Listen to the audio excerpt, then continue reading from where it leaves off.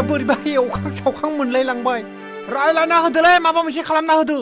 mobile number दंखायो र' लागाव खस्थ' मोनथारबायलां हिनजाव गैयिनिफ्राय फिसाफोरखौबो नुवाखै नालाय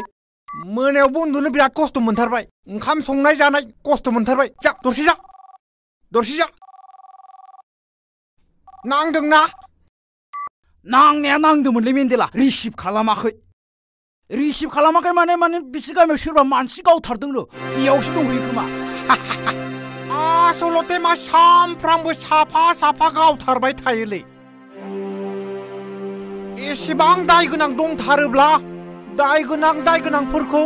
मोनसे गुवार फोथाराव लिंहरना लाबोनानै गासिखौबो लाइन फाथिनानै खनसेयावनो गावथारजोबबालाय माथो जानोब्रा मानोथो एसेबां गुलि बाहायनांगौ बेखौलाय मा सान बारै फोजोबलायनांगौब्रा आइडियाथ' बया नङाथ' जों जाम्बानि खोथाखौलाय बहा मानिनोब्रा आइ फिसा मायाव नांखो आयै लावबाय नामालै बेफोरलाय मा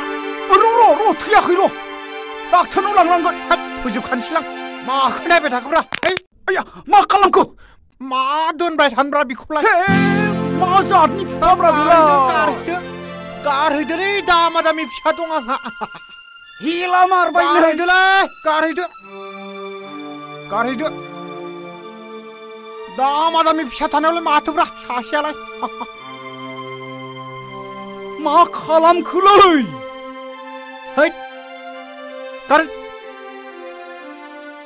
गारै मा जातनि फिफाब्रा बिलाय दामा-दामि फिसालाय लावदुमा थैबायलै फिसाफोर थैबाय नै फाग्लाया आं थांफाजोबदो